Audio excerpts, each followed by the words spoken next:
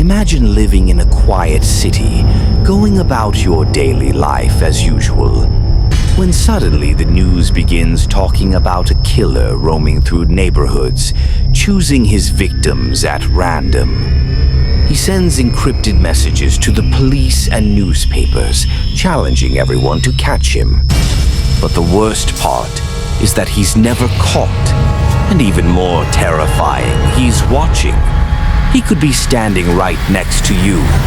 Welcome to the story of Zodiac, the killer who terrified America and baffled the police for decades. A man whose identity remains unknown to this day. In the late 1960s, specifically in San Francisco and its surrounding areas in California, the horror began. At first, it seemed like an ordinary murder. A young couple on a date, sitting in their car in a secluded area. They were enjoying a quiet night on December 20th, 1968, when a car pulled up behind them. A man stepped out, identity unknown. Without warning, he shot the boy and the girl in cold blood, then disappeared without a trace. The police assumed it was a crime of passion, or maybe a robbery gone wrong. But just 7 months later, a similar crime occurred just a few kilometers away. Almost the exact same scenario. A man and woman in a car, remote area, total darkness, sudden gunshots, and the killer escapes.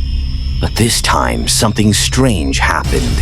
The killer himself called the police from a payphone and described the crime in detail. He told them where to find the bodies and what weapon he used, then calmly added, "I killed them, and I'll do it again," then hung up. Newspapers began talking about a serial killer, but the police had no real evidence pointing to any one person. And just 2 weeks later, 3 local San Francisco newspapers received strange letters. Each letter began with a simple greeting. Then the sender claimed responsibility for the murders. But that wasn't all. He enclosed a cipher made up of over 400 bizarre symbols.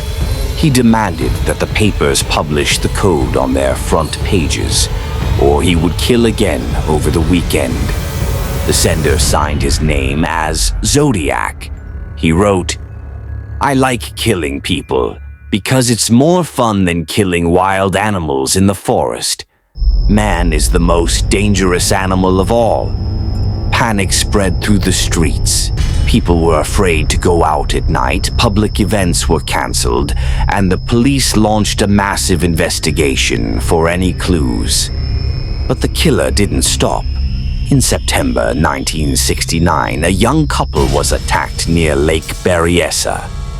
This time, the killer wore a strange outfit, fully masked with a symbol on his chest, a circle with a cross in the middle.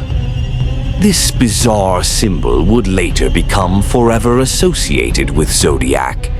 He tied up the couple with rope, then began stabbing them savagely. The girl died, but the boy survived and was able to give a detailed description of the attacker. He said the man was calm, spoke in a normal tone, and seemed to know exactly what he was doing. The following month, in October, Zodiac approached a parked police car and shot the officer inside, then vanished again. This murder shocked the authorities. It was the first time a police officer was killed. Now the federal government got involved, and the FBI began closely monitoring the case. But Zodiac was always one step ahead. He continued sending letters to newspapers, and now they grew even stranger. He started talking about plans to bomb school buses and kill children. Each letter contained gruesome details of the crimes, details only the real killer would know. Everyone realized they were dealing with an extremely intelligent criminal, someone with deep knowledge of police procedures. Maybe even someone from law enforcement himself. Police compiled thousands of reports and suspects, but nothing definitive. In December 1969, the San Francisco Chronicle received a new letter, signed Zodiac, but this one was different.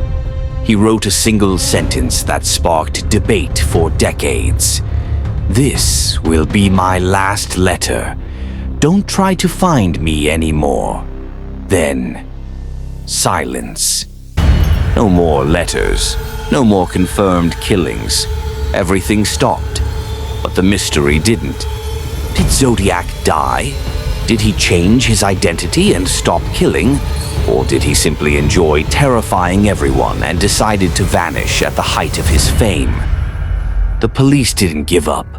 They created a list of hundreds of suspects. The most prominent was a man named Arthur Lee Allen. He lived near the crime scenes, owned watches with the Zodiac symbol, and had disturbing behavior, but no solid evidence. Every time the police thought they were close, something didn't add up. In 2002, with advances in DNA technology, authorities tested the stamps and envelopes used in Zodiac's letters. They compared the results to every major suspect. The shocking result: the DNA didn't match any of them. Even Arthur Lee Allen was officially ruled out because of this. The killer's name remained a mystery. In recent years, specifically in 2021, a group of independent investigators announced a new suspect, Gary Francis Post, a man they believed was the real Zodiac. But law enforcement never confirmed this. Why? Because there's still no conclusive proof, just interpretations of letters and old photos. Today, the Zodiac case has become a global symbol of unsolved mysteries. Zodiac became a mythic figure. Dozens of books were written about him, and multiple films were made, which chillingly recreated that terrifying era. And even after more than 50 years, the name Zodiac still sends chills down many people's spines. The truly terrifying part: we don't know how many victims he actually had. Maybe he was always among them, smiling in their faces, reading about himself in the news. But the question that will remain forever: who was Zodiac? What was really going on inside his mind? And is there someone out there who knows the full truth, but chose to remain silent? If you enjoyed this video, don't forget to subscribe to the channel and tell us in the comments, do you think Zodiac really died? Or did he manage to fool everyone to the very end?